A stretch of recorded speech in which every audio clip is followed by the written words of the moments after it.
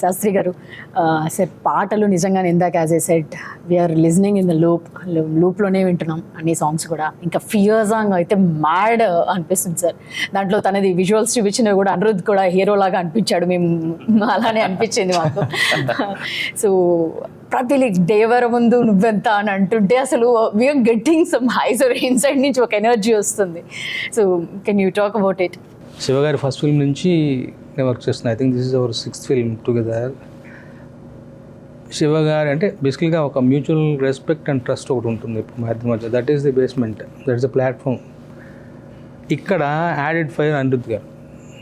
So Anirudh గారి composition, ఆయన working style, ఆయన కంపోజిషన్ చాలా ఆర్గానిక్గా ఉంటుంది. Is original composer.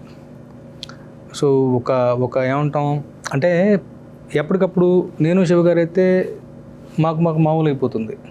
బట్ ఇక్కడ రిఫ్రెషింగ్ ఎలిమెంట్ అనిరుద్ధ్ గారు వచ్చారు. సో శివ గారు చెప్పిన స్క్రిప్ట్కి అనిరుద్ధ్ గారు ఎలా రెస్పాండ్ అవుతారు, ఏ కలర్ ఆఫ్ కంపోజిషన్తో వస్తారు. అసలు వాళ్ళు రాసిన తర్వాత మీకు సింపుల్గా అనిపిస్తాయి కానీ హుక్ లైన్స్ ఏదైనా కానీ, ఇప్పుడు రేపు రాబోయే ఆయుధ పూజ సాంగ్ అయినా కానీ, Chuttamalle song hook line but very ట్రిక్కీగా ఉంటుంది. మాట పడిన తర్వాత ఈజీగా ఉంటుంది, బట్ మాట పడకముందు చాలా ట్రిక్కీగా ఉంటుంది.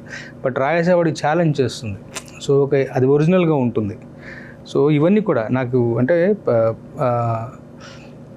ఆయన ఒక రిఫ్రెషింగ్ ఎలిమెంట్ మాకు. ఈసారి దిస్ టైం అరౌండ్ అనిరుద్ధ్ గారి కంపోజిషన్ ఎలా రెస్పాండ్ అవుతాను, నేను ఎలా శివ గారిని మురిపిస్తాను అన్నది నా ఛాలెంజ్ పాయింట్ అయితే.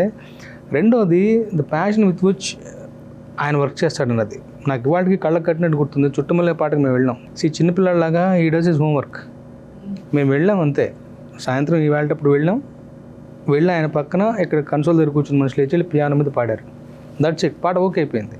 అంటే సో మచ్ అంటే ఎంత ప్యాషన్తో వర్క్ చేస్తారు. చిన్నపిల్లాడు కదా, అంటే జైలర్ కానీ వేరే సినిమాలు రిలీజ్కి ఉంటాయి, ఆయన పనులు ఆయనకు ఉంటాయి. బట్ మధ్యలోంచి వస్తున్నారు అంటే మాకన్నా ముందు తను ప్రిపేర్ అయ్యి అసలు యాజ్ ఇట్ ఈజ్ ఒక్క ముక్క కరెక్షన్ లేకుండా మేము ఓకే చేసుకుని వచ్చిన పాట చుట్టమల్లే. సో అలాంటి ఒక ప్యాషన్ అక్కడి నుంచి వచ్చేసి నేను ఎంత రెస్పాండ్ అవ్వాలి.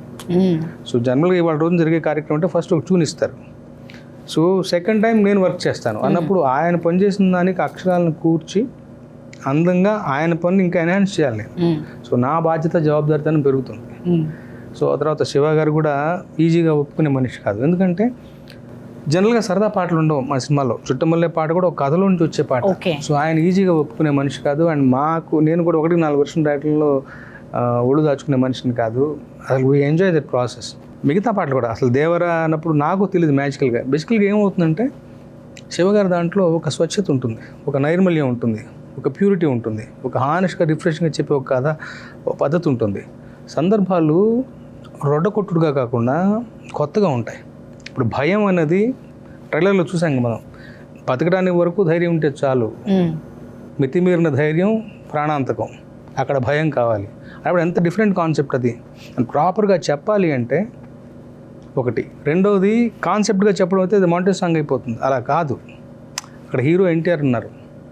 ఆయన ఫ్యాన్స్ని, ఇమేజ్ని, దేవర ఇమేజ్ని దృష్టిలో పెట్టుకుని ఆ రకంగా క్రాఫ్ట్ చేయాలి. ఇవన్నీ దృష్టిలో ఉన్నప్పుడు ఏదో మ్యాజిక్ జరుగుతుంది.